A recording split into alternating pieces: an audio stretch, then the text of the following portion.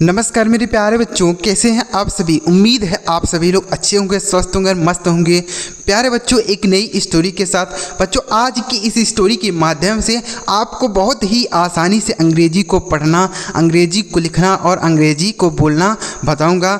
बच्चों इस वीडियो को अगर आप शुरू से लेकर लास्ट तक देखते हैं तो आप बहुत ही आसानी से अंग्रेजी को पढ़ सकते हैं, अंग्रेजी स्टोरी का हिंदी में अनुवाद कर सकते हैं, क्योंकि मैं हर एक स्टोरी में जितने भी शब्द होते हैं बच्चों, सारे शब्दों के मीनिंग एक एक करके बताता हूं और जितने भी टेंस उस स्टोरी में प्रयोग किए रहते हैं वह भी आपको बताता हूं कि कहां पर कौन से टेंस का प्रयोग किया गया है और कौन से नियम का प्रयोग किया गया है। सभी चीज़ें एक ही वीडियो में आपको बताता हूं, तो वीडियो पूरा जरूर देखिए प्यारे बच्चों। आप भी बहुत आसानी से अंग्रेजी स्टोरी का हिंदी में अनुवाद कर सकते हैं। तो चलिए देखते हैं बच्चों किस तरीके से हम अंग्रेजी को हिंदी में अनुवाद करेंगे। चलिए देखते हैं। वीडियो अगर आपको अच्छा लगे तो लाइक ज़रूर कर दीजिएगा। चैनल पर पहली बार आए हैं तो सब्सक्राइब करके बेल का आइकन भी दबा लीजिएगा। चलिए देखते हैं बच्चों। देखिए स्टोरी का जो टाइटल लिखा गया बच्चों, लिखा गया है द 3 ओल्ड मैन। 3 मतलब होता है 3, ओल्ड मतलब होता है बूढ़े, मैन मतलब आदमी, 3 बूढ़े आदमी। तो भाई यहाँ पर 3 बूढ़े आदमी टाइटल क्यों दिया गया है, चलिए पढ़ते हैं और अंग्रेजी को सीखने और समझने का प्रयास करते हैं। चलिए देखते हैं बच्चों। देखिए ए वोमन सा 3 ओल्ड मैन सीटिंग इन हर यार्ड, इस तरीके से पढ़ेंगे। अब देखिए इसका मतलब हम समझते हैं। ए वोमन यानी एक औरत ने, देखिए सा मिस देखा, सी मिस होता है देखना, सी का ही यहाँ पर सेकेंड फॉर्म प्रयोग किया गया है। सा मतलब देखा, यहाँ पर पास्ट इनडेफिनिट टेंस होता है। अगर वर्ब की सेकेंड फॉर्म कहीं लिखी रहती है बच्चों तो वहाँ पर पास्ट इनडेफिनिट टेंस होता है, ठीक है। तो एक औरत ने देखा 3 ओल्ड मैन, 3 मतलब 3, ओल्ड मैन मतलब बूढ़े आदमी को, सीटिंग यानी बैठे हुए, इन मिस में, हर मिस अपने, यार्ड मतलब आंगन में, ठीक है। तो एक औरत ने देखा कि 3 बूढ़े आदमी उसके आंगन में बैठे हुए हैं, ठीक है। समझ में आ गया इतना। इस तरीके से आप भी अनुवाद कर सकते हैं। एक औरत ने देखा कि 3 बूढ़े आदमी उसके आंगन में बैठे हुए हैं। सी इन्वाइटेड देम इनसाइड, सी मिस उसने यानी वो जो औरत थी, इन्वाइटेड मतलब बुलाई, देम यानी उनको, इनसाइड मतलब अंदर, वह उन बूढ़े आदमी को अंदर बुलाई, ठीक है। मतलब आंगन में बैठे हुए थे बाहर, तो वह कह रही है कि अंदर आइए, आप सभी अंदर आइए। वह उनको पहचान नहीं रही है लेकिन फिर भी कह रही है अंदर आइए।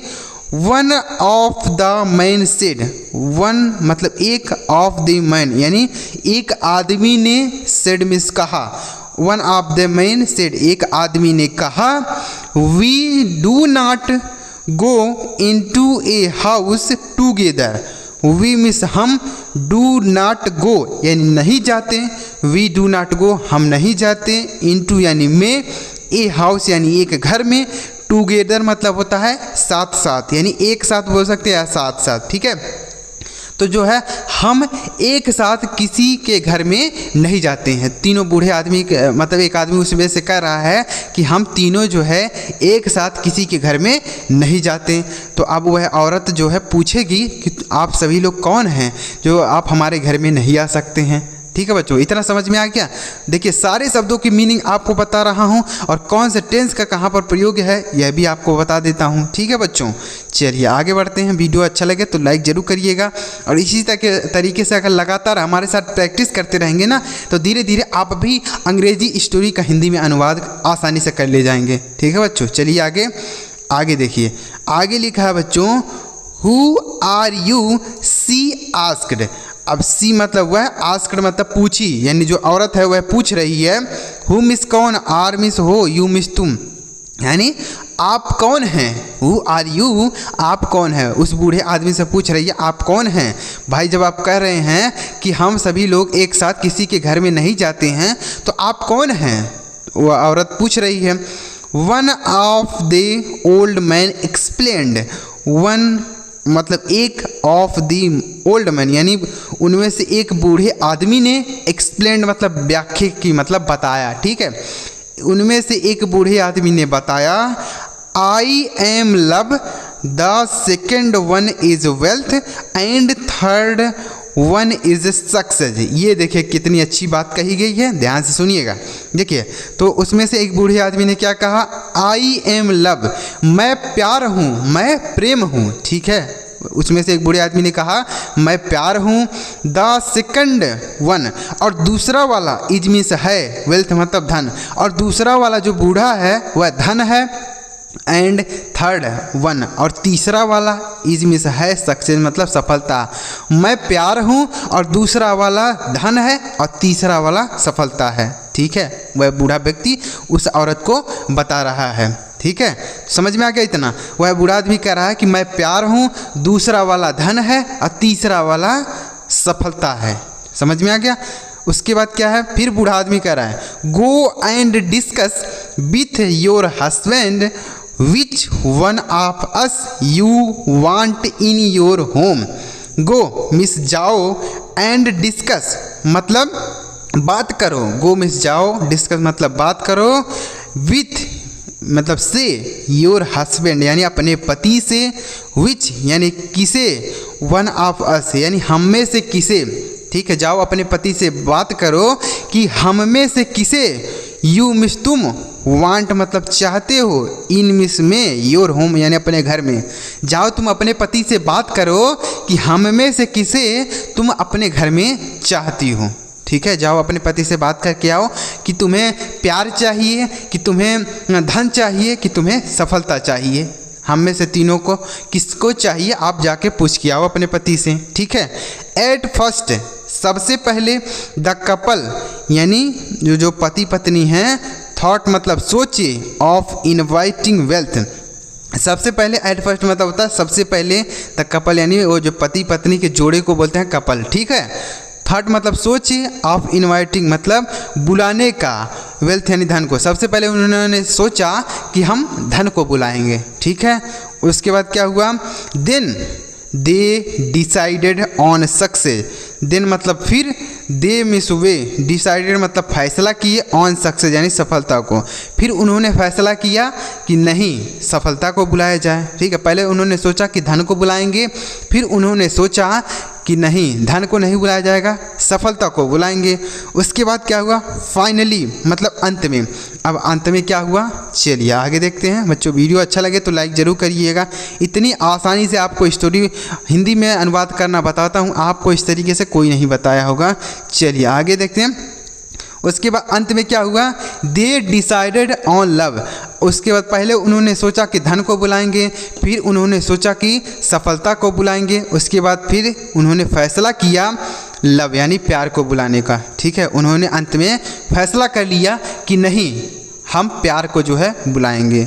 उसके बाद देखिए क्या हुआ, सो द ओमैन सेड, सो मतलब इसलिए, द ओमैन यानी औरत ने, सेड मतलब कहा, which one of you is love, which मतलब कौन, वन ऑफ यू यानी तुम में से कौन, तुम में से कौन, इज मतलब है, लव मतलब प्यार, तुम में से कौन प्यार है। वह औरत उन बूढ़ों से पूछ रही है कि तुम में से प्यार कौन है।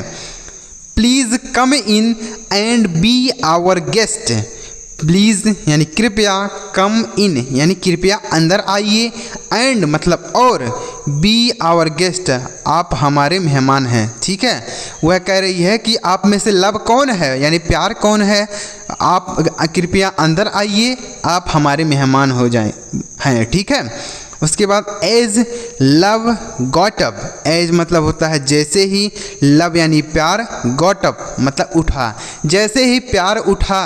ठीक है, प्यार मतलब वह बूढ़ा आदमी प्यार उठा। ठीक है, the other two also followed him, the other two मतलब दूसरे दोनों, ऑल्सो यानी भी, फॉलोड मतलब पीछा किए, हिम यानी उसका।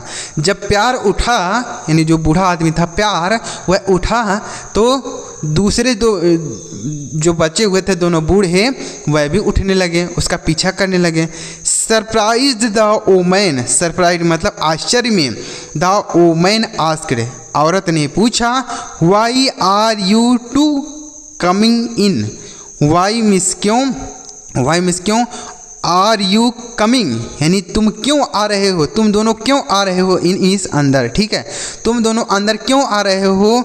द ओल्ड मैन रिप्लाइड, देखिए जब उसने प्यार को बुलाया तो वो दोनों आदमी क्यों आ रहे हैं, वह औरत जो है आश्चर्य में पड़ गई कि ये दोनों बूढ़े क्यों आ रहे हैं, जब हमने प्यार को बुलाया है तो ये दोनों क्यों आ रहे हैं। तो अब बूढ़ा आदमी क्या कहेगा, देखिए द ओल्ड मैन रिप्लाइड, अब बूढ़े आदमी ने जवाब दिया, इफ़ यदि you would have invited wealth or success, if यानी यदि, यू मीन्स तुमने, वुड हैव इन्वाइटेड यानी बुलाया होता, यदि तुमने बुलाया होता वेल्थ यानी धन को, आर सक्सेस यानी सफलता को, यदि तुमने धन या सफलता को बुलाया होता, ठीक है, वह आदमी कह रहा है कि यदि तुमने धन या सफलता को बुलाया होता तो क्या होता, the other two would have stayed out, यदि तुमने धन या सफलता को बुलाया होता, उसने प्यार को बुलाया, वो जो औरत थी उसने किस व्यक्ति को बुलाया, प्यार को बुलाया, ठीक है।